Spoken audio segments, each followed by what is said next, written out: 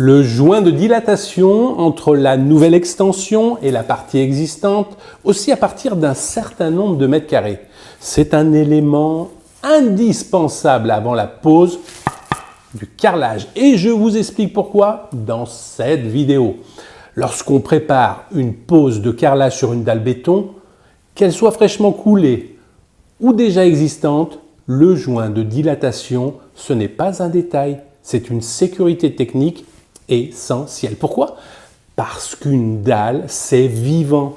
Le béton travaille, il se dilate avec la chaleur, se contracte avec le froid et bouge légèrement sous l'effet de l'humidité ou du tassement du sol.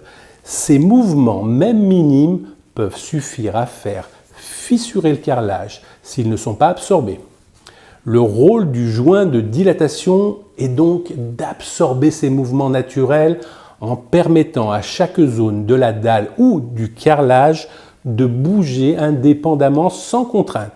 Il agit comme un tampon de sécurité entre les plaques de béton ou les zones de carrelage.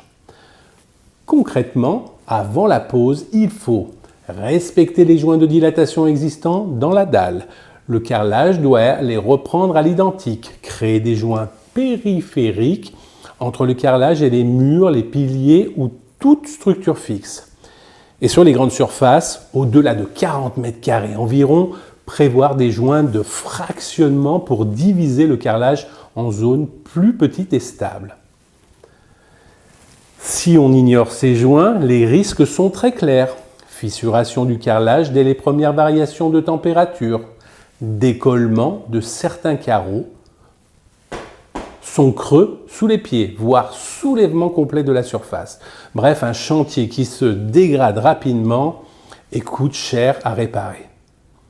En résumé, le joint de dilatation, c'est la marge de sécurité, mais alors invisible, mais vitale du carreleur. Il garantit la longévité, l'esthétique et la stabilité du revêtement. Ne pas le prévoir, c'est comme oublier la ceinture de sécurité, tout va bien, jusqu'au choc.